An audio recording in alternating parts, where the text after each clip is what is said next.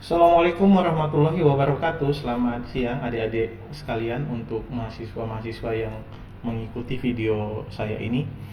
Pada kesempatan kali ini saya akan menyampaikan sebuah mata kuliah cukup penting saat ini, yaitu data mining dan data warehouse.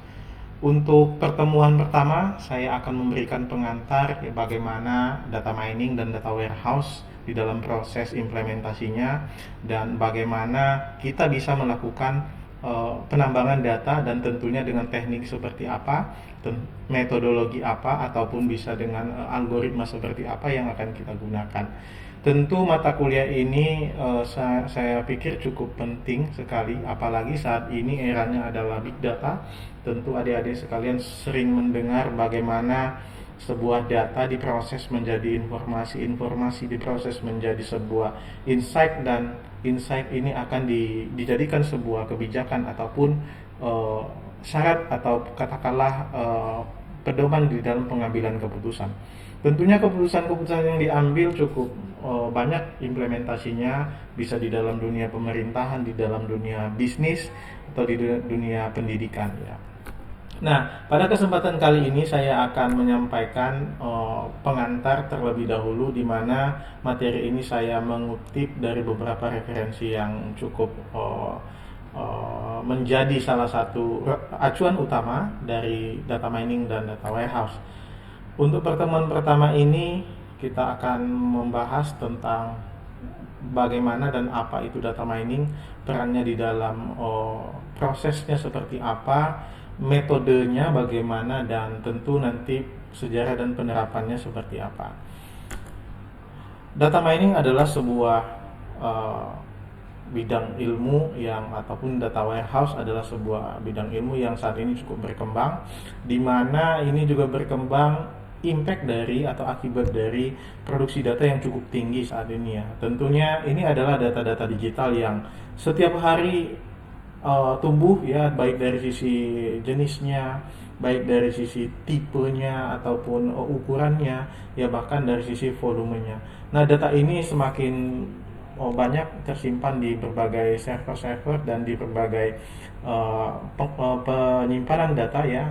Tentu kita lihat sumbernya cukup banyak ya, jumlahnya cukup besar, dan sumbernya bisa kita lihat dari data astronomi ya, cukup besar, data-data luar angkasa tentunya. Ini juga bersumber dari data bisnis ya, bisnis digital saat ini saya yakin adik-adik sekalian adalah salah satu pelaku di dalam melakukan transaksi digital, baik itu di dalam e-commerce ataupun di dalam aplikasi-aplikasi yang lainnya ya. Tentu ini semua akan merecord data ya, data transaksi, data setiap hari yang dilakukan dengan aplikasi tersebut. Di kedokteran juga tentu cukup berkembang sekali ya, data-data digital di bidang kedokteran, rekam medis dan seterusnya. Untuk ekonomi ya, ini semua memproduksi data.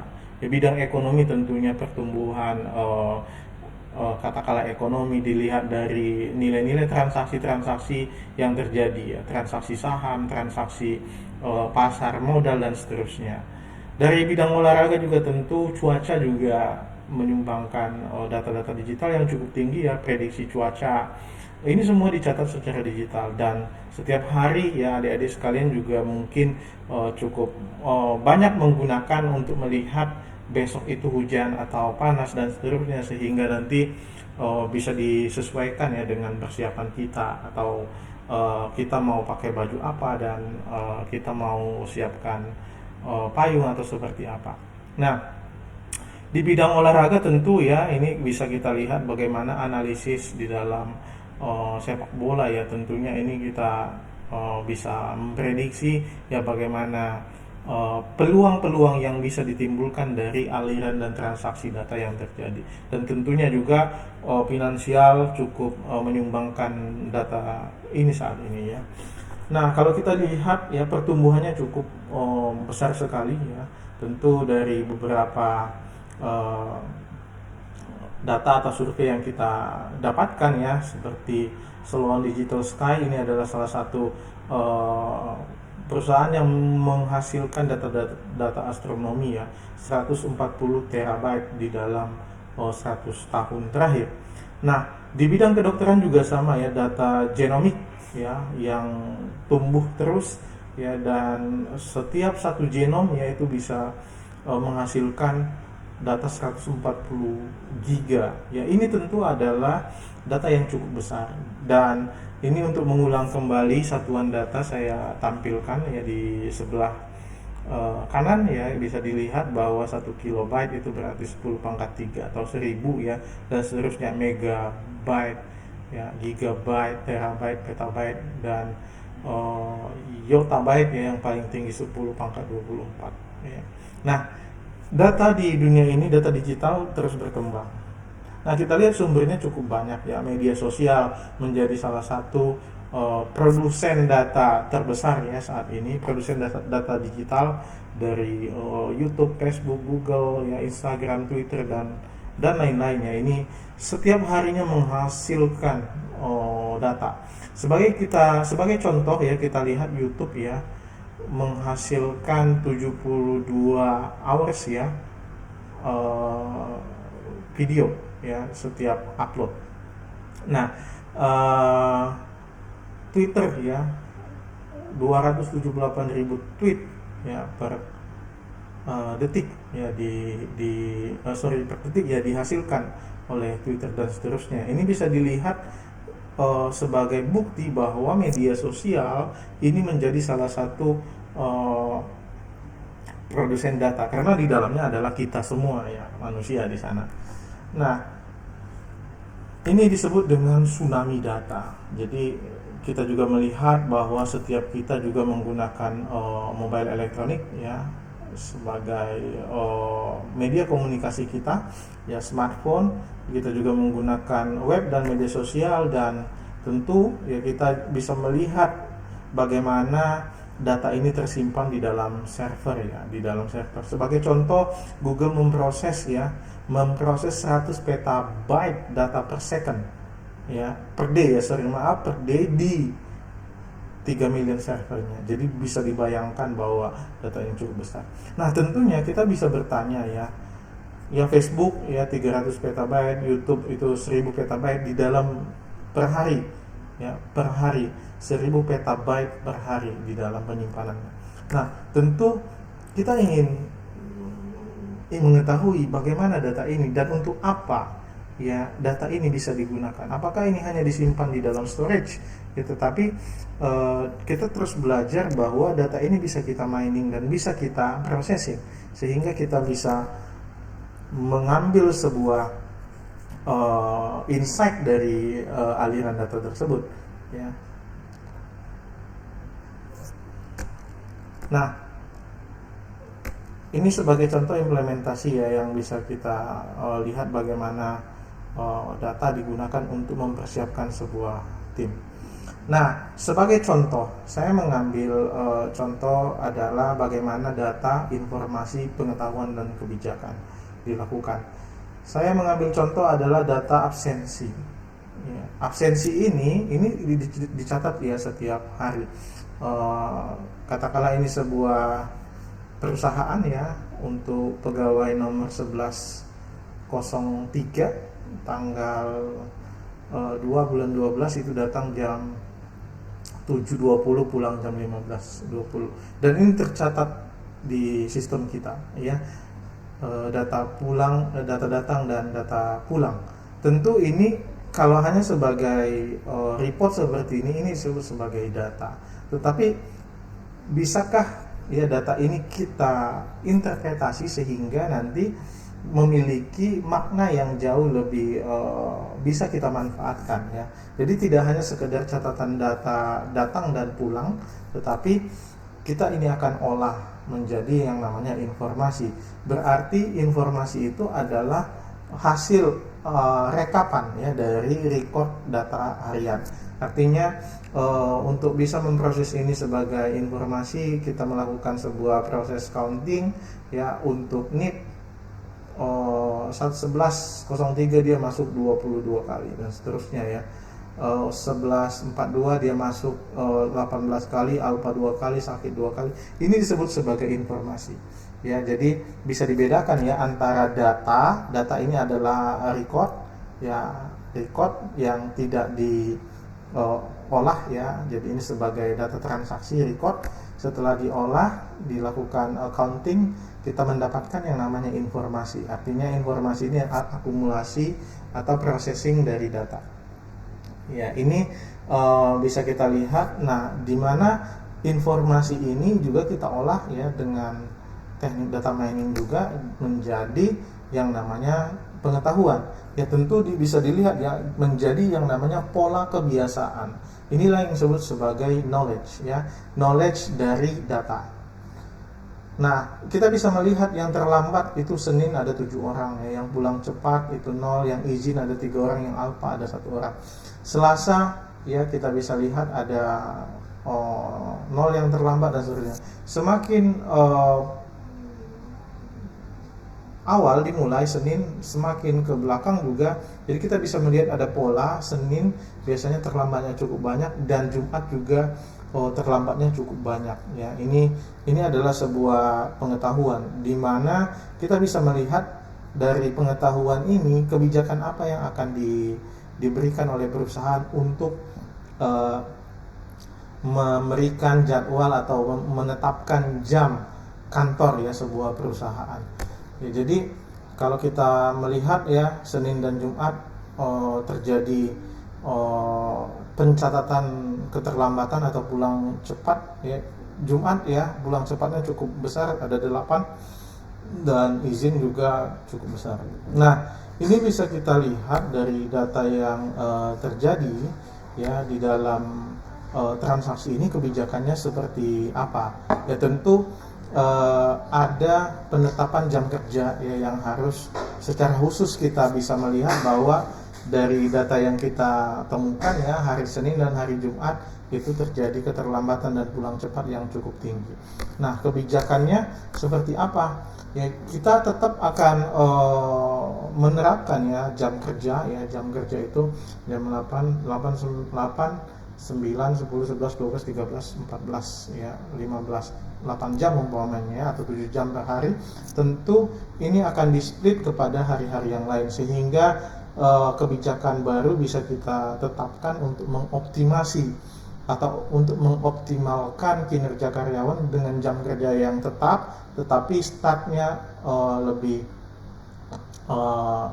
dimulai umpamanya hari Senin dimulai jam 10 ya, hari Jumat diakhiri dengan jam 2. Untuk apa? Untuk mengantisipasi yang terlambat dan pulang cepat tadi. Tetapi sisa jam kerjanya itu dikompensasi di hari lain. Berarti hari Selasa, Rabu, Kamis itu pulangnya jadi lebih lama ya, bisa jam 5 atau jam 6.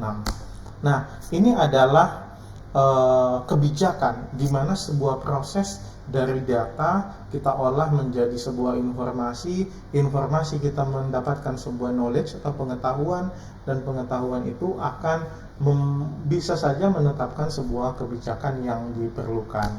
Inilah yang namanya manfaat ataupun dari tujuan di dalam salah satu contoh tujuan di dalam melakukan pengolahan data atau data mining ya. Jadi dari data absensi ada rekap informasi kehadiran. Setelah itu kita mengetahui pola kebiasaan datang pulang perginya pegawai, dan di akhir akan menjadi kebijakan penetapan jam kerja pegawai. Nah, kebijakan ini kita bisa melihat ya, jadi sebagai ilustrasi bahwa kalau data tidak diapa-apakan ya hanya sekedar sebagai record.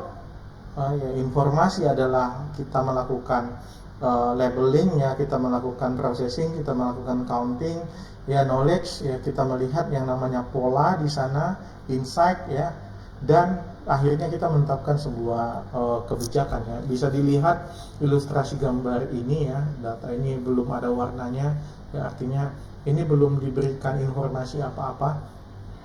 Nah, setelah itu diproses, diolah jadi informasi. Ada informasi yang hijau dan ungu ya, seperti itu dan seterusnya sesuai dengan apa yang saya jelaskan tadi. Nah, dari ilustrasi kasus tadi ya, untuk data absensi, data pulang dan datang dan pulang sebuah perusahaan, kita bisa melihat bahwa kita bisa mendapatkan sebuah kebijakan yang cukup bisa mendukung untuk tetap menjaga produktivitas tenaga kerja dan jam kerja seorang pegawai, ya. Jadi untuk bisa menghasilkan itu, inilah yang disebut sebagai data mining, ya. Ini adalah proses yang dilakukan untuk mengenerate ataupun menghasilkan sebuah pola data atau kebijakan atau pengetahuan dari sebuah transaksi-transaksi data. Nah, kalau kita lihat bahwa data mining, ya, adalah disiplin ilmu yang mempelajari metode, ya, untuk mengekstrak pengetahuan. Ya, jadi tadi dari record data, ya, menjadi informasi. Artinya data mining ini adalah sebuah metode untuk mengekstrak. Artinya mengekstrak itu adalah menghasilkan atau mengeluarkan pengetahuan atau menemukan pola yang ada di dalam sebuah tumpukan data yang cukup besar. Ya, jadi kalau hanya sebagai tumpukan, kita nggak bisa mengerti, ya, itu apa, bagaimana polanya seperti apa. Nah, dengan data mining kita akan bisa mendapatkan pengetahuan dan pola dari sebuah data yang besar. Nah, terminologi lainnya dari data mining yang bisa tadi saya katakan mengekstrak, artinya yang diekstrak dari data menjadi ke pengetahuan. Data itu adalah fakta yang terekam atau record, ya, saya katakan tadi record, yang tidak memiliki arti. Sementara informasi itu adalah rekap atau rangkuman penjelasan ataupun statistik dari data. Tadi ada akumulasi, counting, ya, penjumlahan data dan seterusnya. Sementara pengetahuan adalah pola atau rumus atau aturan atau model yang muncul dari data. Jadi dari rekap diekstrak lagi, ya, menjadi pola. Ya, inilah yang disebut sebagai data mining. Nah, di dalam proses pembelajaran kita sering juga mengenal istilah-istilah lain dari data mining adalah knowledge discovery in database, ya, KDD, big data juga sama. Di dalam prosesnya juga pada akhirnya akan bertujuan untuk mengekstrak data yang menjadi knowledge, ya, ataupun insight. Business intelligence juga kita sering dengar, dan knowledge extraction atau pattern analysis menjadi ini juga dekat, ya, atau bisa disebut dengan nama lain dari data mining dan information harvesting, ya. Jadi teman-teman kalau bertemu dengan mata kuliah ini metode tekniknya mirip-mirip dengan data mining. Nah, konsep dasar dari data mining adalah himpunan data. Jadi ini yang tadi adalah transaksi data atau record, ya, setiap data, di mana prosesnya digunakan metode tertentu untuk memining atau untuk menambang, ya, atau untuk mengelola, memproses, ya, dengan metode tertentu. Bisa saja nanti kita melakukan klasifikasi dari himpunan data yang ada, bisa juga kita melakukan klasterisasi, bisa kita juga melihat asosiasi dari setiap data atau keterhubungan setiap data, dan ada beberapa teknik lain yang bisa kita gunakan. Dan ini adalah metode pengolahan data dan atau metode data mining yang bisa kita gunakan, ya. Tentu nanti hasilnya adalah sebuah knowledge, ya, sebuah insight atau pengetahuan, di mana, ya, pengetahuan itu juga bisa kita sebut sebagai pola, ya, yang kita temukan. Nah, definisi data mining atau secara spesifik menurut Witten, ya, data mining itu adalah melakukan ekstraksi, ya, untuk mendapatkan informasi penting yang sifatnya implisit, ya, sebelumnya tidak diketahui dari tumpukan data. Jadi ekstraksi, ya, kata kuncinya adalah ekstraksi. Untuk mendapatkan apa? Informasi penting yang sifatnya implisit.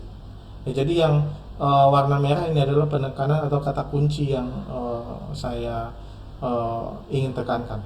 Nah, kemudian, ya, menurut Santosa, data mining itu adalah pengumpulan pemakaian data historis, ya, data lampau artinya. Ya, jadi data-data yang sudah ada di dalam basis data lampau, data historis, untuk menemukan keteraturan, ya, pola dan hubungan dalam set data yang besar ya. Jadi untuk menemukan keteraturan, pola dan hubungan. Ya, jadi ini yang tadi kalau kita ilustrasikan dengan gambar tadi adalah untuk melihat keterhubungan ya, keterhubungan setiap data. Ya, ini bisa dilihat garis ya, keterhubungan antara data hijau dengan data hijau yang lain dan seterusnya, data orange data ungu dengan data ungu yang lainnya. Ini adalah keterhubungan. Oke. Nah, menurut Han ya, extraction of interesting non-trivial atau implicit purposefully unknown ya, untuk data yang belum diketahui dan potential useful dan bermanfaat ya, kemungkinan bermanfaatnya, patterns or knowledge from high amount of data. Jadi ekstraksi dari data yang cukup besar untuk menghasilkan pattern atau knowledge dari sebuah tumpukan data yang belum diketahui ya, sehingga bisa dilihat potensinya seperti apa. Nah, contoh data di kampus ya yang bisa saya sampaikan adalah mungkin contoh di ribuan data mahasiswa yang mengambil, atau data ini kita ambil dari sistem akademik yang dimana data tersebut ada data gender, UN, asal sekolah ya, bidang ya, lulusnya tepat waktu atau tidak. Apakah pernah kita untuk ubah ini menjadi pengetahuan? Ya, ini cukup banyak. Seperti apa pengetahuannya ya? Menjadi pola. Kita akan bisa menetapkan aturan kebijakan penerimaan mahasiswa baru. Kita akan bisa lihat dari data ini menentukan strategi marketingnya yang bagus seperti apa. Kita akan bisa menentukan ya, manakala kita bisa melakukan mining atau proses data mining di dalam data-data informasi akademik, kita akan bisa mengetahui kekuatan atau bidang apa yang paling cocok atau jurusan apa yang paling cocok dari mahasiswa yang asal sekolahnya untuk jurusan IPA atau IPS. Nah, banyak value atau nilai atau insight yang bisa kita jadikan atau pola yang akan bisa kita dapatkan di dalam melakukan mining di dalam data-data akademik ini. Ya, prediksi kelulusan umpamanya ya, kita bisa lihat ya status mahasiswa yang bekerja atau sebagai mahasiswa murni ya. Kita bisa melihat dari data-data akademik yang ada ya, umpamanya mahasiswa yang bekerja untuk dengan status bekerja untuk jurusan IPS ya, manakala IPK-nya itu ya di atas 3,590 ya dari data yang ada, ini akan lulus tepat waktu. Tetapi manakala IPK-nya di bawah 3,5 untuk IPS ya, kita akan bisa melihat dia akan terlambat ya, dia akan terlambat lulus tepat waktu. Nah, dilihat juga ya nanti dari sisi umur ya, manakala umurnya nilainya di atas 1,5 dia akan terlambat dan seterusnya. Nah, ini disebut sebagai pohon keputusan ya. Pohon keputusan inilah yang akan disebut sebagai pola atau knowledge yang kita dapatkan dari proses mining ataupun proses memprediksi dari data sistem akademik yang ada ya.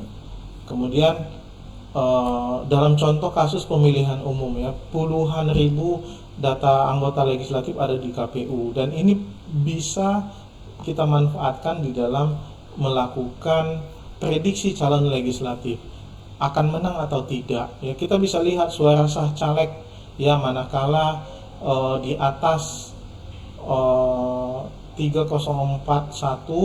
dengan melihat nomor urut ya, di sana di atas 1500 dia akan bisa menjadi calon legislatif yang sah ya. Tetapi manakala suara sahnya itu di bawah 1500 ya, akan dilihat daerah pemilihannya ini kemungkinan diterima menang atau tidak. Nah, ini bisa kita manfaatkan ya, apalagi sekarang akan banyak pemilihan ya, akan banyak kampanye ya. Nah, penentuan kelayakan kredit juga sama ini di perbankan ya. Jadi kan seorang penerima kredit ini akan diakses terlebih dahulu oleh pemberi kredit ya, akan melihat ya tunjangan pokoknya ya, tunggakan ya maaf, tunggakannya akan dicatat ya seperti apa di dalam proses pembayaran. Akan dilihat ya eh, jumlah kredit macet yang ada itu dilihat dari jumlah tunggakan yang ada, akan dilihat jumlahnya berapa. Kalau jumlah pinjamannya antara ini berapa nih ya, sekian ya, ini akan lancar ya, kreditnya akan lancar. Manakala di bawah itu akan macet. Nah, ini adalah sebuah knowledge ataupun pohon keputusan yang dihasilkan untuk memberikan kebijakan kredit kepada seseorang. Ya, jadi akan bisa di tracking ya bagaimana profiling dari seseorang di dalam menerima kredit. Ya cukup banyak ya, deteksi pencucian uang juga sama ini bisa dilakukan data mining untuk bisa menelusuri ya pencucian uang yang terjadi ya di dalam transaksi-transaksi yang ada. Ya kita bisa melihat ada beberapa faktor yang digunakan ya, metodenya seperti apa dan seterusnya akan menghasilkan pohon keputusan.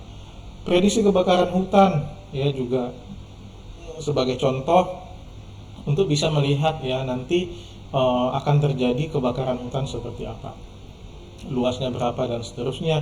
Ini bisa kita lakukan, kita prediksi untuk bisa menetapkan ya strategi apa atau program apa yang akan dipersiapkan oleh pemerintah untuk mencegah terjadinya kebakaran hutan. Ya cukup banyak contoh yang bisa saya sampaikan ya. Ini di dalam melakukan profiling ya pemberantasan korupsi juga kita bisa melihat dari aktivitas penindakan yang ada dan pencegahan yang terjadi. Dari data-data yang ada akan ditemukan ya pengetahuannya seperti apa. Bisa memprediksi atau mengklastering calon tersangka koruptor ya, dari data-data yang terjadi kita akan bisa lihat oh ini calon koruptor gitu ya. Kita juga bisa melihat asosiasi atribut tersangka koruptor, prediksi pencucian uang dan estimasi jenis atau jumlah tahun hukuman yang akan diterima. Ya manakala umpamanya dengan kejahatan tertentu korupsi sekian miliar itu hukumannya berapa besar gitu. Nah, semua itu bisa digunakan ya. Ini adalah pohon keputusan dari tadi ya. Bisa kita lihat dari alat transportasi yang ada. Ya ini kita mau lakukan profiling ya seorang koruptor gitu ya. Manakala alat transportasinya itu di bawah dari 567 juta, ini kemungkinan besarnya tidak akan menjadi koruptor gitu ya. Tapi manakala di atas itu akan dilihat ya kategori jabatannya, akan dilihat dari total harganya berapa, total hartanya berapa, nanti akan dilihat nanti kategori jabatannya, wakil wali kota, bupati atau wakil wali kota, dan akan dilihat nanti kemungkinannya gitu ya. Jadi data mining bisa kita manfaatkan untuk menghasilkan pengetahuan ini. Profiling deteksi kasus TKI ya, ini sebagai contoh juga, umpamanya ada kasus-kasus TKI yang ada di mana ya, sehingga nanti kita bisa mengetahui ya kecenderungan negara mana ataupun jenis kelamin apa yang akan mendapatkan kekerasan atau kasus-kasus TKI ya. Oke, klasterisasi tingkat kemiskinan juga. Ya, di daerah-daerah tertentu kita bisa mapping daerah mana ya atas penghasilan domestik bruto yang ada di dalam masyarakat itu seperti apa, nanti akan di klaster berdasarkan tingkat penghasilan ya, ini untuk kemiskinan. Nah, ini namanya adalah pola aturan asosiasi dari transaksi data. Ya, jadi setiap record data itu memiliki keterhubungan ya. Tadi saya katakan keterhubungan dan transaksi data. Nah, dari transaksi ini kita akan bisa melihat pola. Ya, pola inilah yang akan dijadikan sebagai patokan untuk menetapkan wisdom atau kebijakan yang akan diambil seperti apa. Ya. Ini untuk association rule. Nah, Pola asosiasi yang bisa digunakan di Amazon ya, ini adalah memberikan rekomendasi seperti apa. Manakala seseorang membeli buku marketing, ya, dia akan biasanya akan membeli buku supply chain management. Ya, ini bisa dilihat. Artinya apa? Kita bisa melihat keterhubungan dua buah produk. Ya, ini pada saat orang beli ini biasanya akan tertarik beli ini. Ya, ini asosiasi. Atau kalau di supermarket kita bisa lihat ya, kalau orang beli sabun biasanya beli odol. Ya, kalau orang beli odol biasanya beli sikat gigi. Ya, ini asosiasi. Ya, jadi cukup banyak implementasi yang bisa digunakan ya. Jadi ini bisa dikatakan manakala kita menggunakan data mining di dalam implementasi sebuah pengambilan keputusan di dalam sistem atau aplikasi, ya ini akan disebut sebagai smart application ya, di mana smart application ini akan bisa memprediksi ya hasil ya. Tadi kalau kategorinya datanya adalah data akademik, memprediksi hasil kelulusan mahasiswa, apakah akan tepat waktu atau terlambat, memprediksi hasil sistem pemilu, ya, memprediksi koruptor dan seterusnya. Ya, jadi once kita menggunakan data mining di dalam processing data aplikasi ya web atau sistem, ini disebut sebagai smart application yang tidak hanya record ya, hanya sebagai laporan ya, hanya sebagai laporan, itu hanya sebagai catatan saja.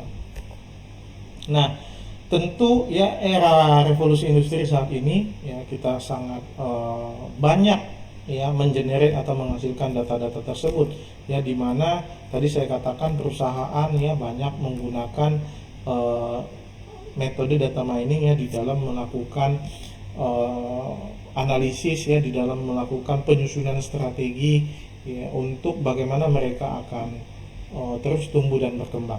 Tentunya juga dalam strategi marketing ya, di dalam untuk meningkatkan income atau penghasilan perusahaan tersebut. Ya. Banyak perusahaan menggunakan data mining. Ya. Gojek umumnya perusahaan umum yang tidak memiliki kendaraan, dia menggunakan data mining untuk apa?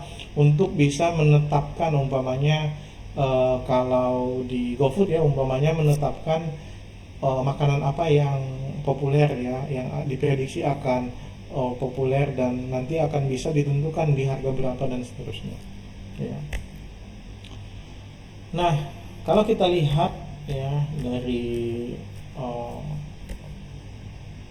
pengambilan keputusan ini ya, tentu kita melihat segitiga ini akan mendukung sebuah proses keputusan, di mana data source ya, ini data bersumber dari database ya, transaksi-transaksi yang dicatat, dilakukan processing, integrasi dan dimasukkan ke dalam data warehouse. Nah, di atasnya akan diolah ya, diolah ini dilakukan eksplorasi ya, dilakukan mining, ini akan menjadi tugas dan tanggung jawab data scientist ya. Kalau data processing, data transaksi, integrasi ini adalah database administrator yang menjadi tugas database administrator. Nah, di atasnya ini tadi adalah knowledge atau pola ya, atau pengetahuan. Ini seorang bisnis analis yang akan bekerja untuk melakukan visualisasi data ya, presentasi data, dan pimpinan akan mengambil sebuah keputusannya seperti apa ya. Ini task dan roles ya secara general ya, end user ya. Kemudian ya, di dalam melakukan analisis data ya untuk mengetahui pola ya, pola ini bisa disebut sebagai model, roles, formula atau pohon keputusan ya. Pola ini juga akan dimasukkan ke dalam sistem, sehingga tadi saya katakan di dalam proses produksi, pengembangan produksi development, sistem yang akan dihasilkan akan menjadi sistem yang cerdas, sehingga dia bisa meningkatkan value dari ataupun benefit dari sebuah perusahaan. Nah, disinilah peran data scientist ya. Jadi manakala Anda bekerja di dalam melakukan data mining, proses data warehousing ya, ini disebut sebagai data scientist ya, dan cukup banyak ya data scientist, software engineer, research bidang IT ini digunakan saat ini. Nah, bagaimana tentang proses dari komputasi solusi di dalam perusahaan berikutnya ya, di dalam memanfaatkan teknologi dan data mining. Ini akan saya bahas di video berikutnya. Ya tentu tadi saya katakan ada sebuah fenomena data yang cukup besar atau disebut sebagai tsunami data, sehingga diperlukan orang yang memiliki kompetensi, orang yang memiliki keterampilan untuk mengelola data ini, untuk mengekstrak ya informasi, untuk mengekstrak knowledge ya ataupun pola, dan untuk membentuk atau meng-create sebuah wisdom atau kebijakan. Dan orang itu saya berharap adalah Anda. Demikian, terima kasih. Assalamualaikum warahmatullahi wabarakatuh.